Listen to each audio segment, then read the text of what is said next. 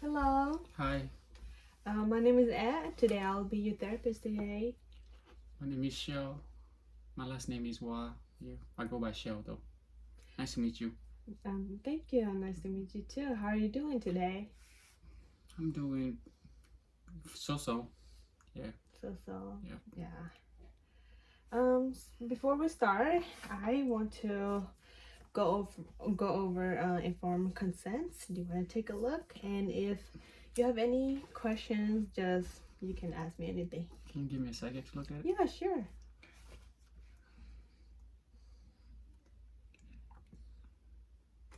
I was kind of looking into privacy. Can you explain a bit more about privacy part?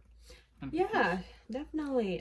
Privacy. So everything that we say here will be kept private, um, unless I know that you're at a risk to yourself or harm to other. Then and another one will be if the courts compel me to disclose the information, then that's when I will have to disclose the information. And do you have any other question or any specific reason regarding to confidentiality? If you can explain that a little bit, that would be good. For yeah, For do you have any it's like specific? Do you want um, to give an example? no, I don't know. I just have a hard time like open up about myself. That's Oh, this is my first therapy section, so mm-hmm. yeah, I don't know how I'm gonna do it, but I will give it a try. Yeah, That's why I'm here for a therapy section. yeah, yeah. I totally I understand. Yeah, Opening up to especially the person that you first met, it yeah, can be really hard. yeah, And being vulnerable and can be really hard as well. But I just want you to know that therapy is supposed to be a safe place for you to express your emotions. And like I say, everything is um, I go by person centered, so that we will only talk about the things that you are willing to want to talk about and comfortable with, and we will go at your own pace. Does that sound yeah, good yeah. to you? Sounds good. Yeah, sounds good to me. Yeah. So, what bring you in today? Do you want to talk about maybe share a little bit of the thing that Yeah, you're comfortable sharing yeah. as of right now? Lately, I've been feeling down lately because I'm not really doing really good with my education. I started at college at a University of Minnesota, and the last semester I failed one of the class is biology class. I failed, and I feel like I let myself down, and I just feel very depressed because I failed a class. That's not usually not happening to me. So that's like my first class I ever failed, and I feel very depressed. And to get back on my feet, I was struggling to find like what's wrong with me. Like I just don't know what's wrong with me. I've been struggling like lately, and I'm not doing really good with my assignment and stuff like that. Not turning my assignment on time. I just don't know where the procrastinating coming from. I just slow down and not try hard enough. I feel like I need to try harder, and I feel I let myself down. Yeah. So it seems like from what you told me, um, you've been failing your class, one of your Mm-hmm. class, which is Yeah. your biology class, and you felt like a failure. Is that true? Yeah. And then you're having a hard time get it back on track, and you Yeah. end up procrastinating a lot. Yeah. Yeah, yeah, definitely. Failing class is very hard, emotional emotion to go through, Yeah. and And also, I pay a lot for my class, so when I fail the class, retaking it, it's gonna be hard for me because I don't have enough budget for the class to retake.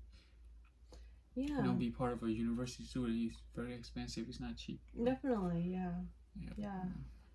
Yeah, because not only failing class, it's has a take a toll a lot of your emotions, Yeah. also financially too, Yeah. right?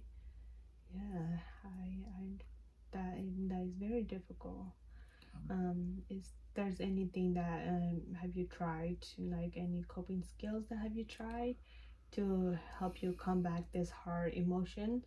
I tried out. I try to like stay up late, to work to finish up with my assignment. Try to get coffee, but I feel like it was helping me. Drinking coffee it make me stay awake, but I kind of at the same time, depressed. When you got depressed, I don't think I can handle these things. I Yeah. always like depressed and just like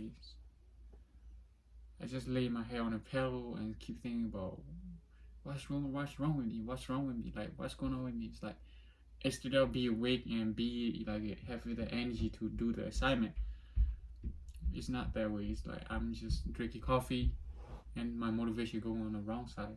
I just want to stay there, keep overthink. Yeah. Yeah. So it seems like you drink coffee as your coping mechanism. Is that right? I mean, I Like to tried cope. Yeah. it, but it's not Yeah. working out. Yeah. And you it seems like you try drinking coffee to cope with it and to help you come back, to give you motivation to Yeah. work on your schoolwork, Yeah. and but instead you lay down awake and just start having negative thoughts. Yeah. Is that right? Um, what are some coping skills is to help you reduce stress? So, what are something that you think you will do that will help you releases your stress regarding this? Is Well, there any in the hobbies? past, I Sorry. usually, during my spare time, I usually went out and fish, doing outdoor activity, just like going on a park, going on a little walk, taking a deep breath. That's a time where I was like feel good about myself, doing good in class, passing all the class. That was the time where like I do outdoor activity, fishing, that can help me with releasing my stress, doing activities that I wanted to do. Now I don't feel doing none of those. I don't know where to start to get back on like going fishing, outdoor walking, some Mm-hmm. stuff like that. Yeah, definitely. Symptoms of depressions. Yeah. Um, it's can definitely have, when you experience symptoms of depression, you can have a hard time um, waking up, and enjoy and do the things that you normally enjoy. So I understand. Yeah, and that must be really hard. Um, so have you tried doing that for the past couple week, or not at all? Not at all. I haven't started that. I think about it lately, but I couldn't find the time to do it. Besides overthinking, just take a lot of my stress. It produce more stress, not releases stress. So it seems like overthinking take up so much of your time at the point where you have no time for going out for fishing or Yeah, walking, yeah, right? yeah. Yeah. Is there's any way where you can break that negative thought cycle and start doing the thing that releases your stress?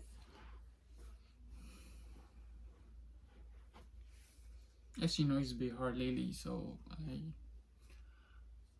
I should go back and maybe instead of overthinking, I should wasting my time. I should just why not do something fun for myself that I can enjoy. Mm-hmm. Catching a fish, reel them in. Something will be excite me. I think I should get back to it. Yeah. Yeah, yeah. Definitely, yeah. I encourage you to get back on um doing the things that you enjoy. Hey, 'Cause I know that it's hard. sorry for interrupting, but one of the things I usually do also, I go to the gym a lot in the past. Going to sauna, doing exercise, get my blood flowing, really reducing my stress. Yeah, Yeah. Yeah, gym is definitely very healthy coping skills that one can utilize, Yeah. and I'm really happy to hear that. Um, and in my therapy, I specialize in CBT, cognitive behavior therapist, and it's where you identify and detect negative thought pattern, and then you replace it with a positive one, and that's how one can overcome negative thinking or overthinking. Do you want to learn more about that in the next session, do you think? That would be great if you can, you know, give me the opportunity to learn. Yeah. Yeah, so yeah, I do think that it's a good skill for you to develop so that you can overcome this negative thought pattern that you have been experiencing, which preventing you from doing the things that you love to do. So definitely. So to summarize our sessions, we talk about how you've been experiencing negative emotion and symptoms of depression due to you feeling one of your class, and you have hard time finding the motivations Yeah. to get back to it. Is that right? Yeah, that's right. Yeah, and then you stated that you lay down and have so much negative thought at the point where it preventing you from Doing the things I enjoy. Yeah. yeah Yes. that. And then it seems like you're willing to start trying Yeah. again, and you are also open up to learning more about CBT, Yeah. right? Yeah. Yeah, so um, I am excited to definitely teach you these skills.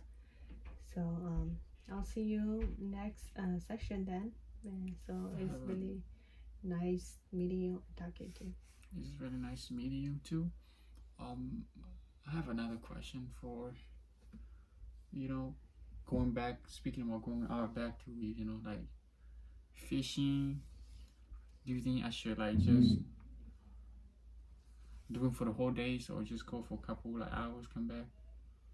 I Oh, just don't know how long like should I fish because should I just go fishing and came back to my home and just start doing my homework again, or should I just focus on the things one at a time instead of a bunch of things doing homework, go fishing, going outdoors? Should I just start one thing at a time? What should I do? um, I don't want to tell you what to do because I think you know yourself and you know what's best for you. So I think you just need guidance. So I think it's good to just listen to what your body is trying to say, tell you. If you feel like going for just a couple hour fishing, then of course definitely um, only doing it for a couple hours and come back and rejuvenate. Or if you feel like your body, you have the time and ready to want to enjoy doing it all day, then definitely do it all day. Yeah. So yeah, so just think about that and just listen to your body. And at the end of the day is balance is important. So balancing school with hobbies. Yeah. Is there any else question? Um. Is that it? Yeah. All right. So I'll take you to the receptionist, and my receptionist can help you schedule the next session. So I'll see you. See. Better day.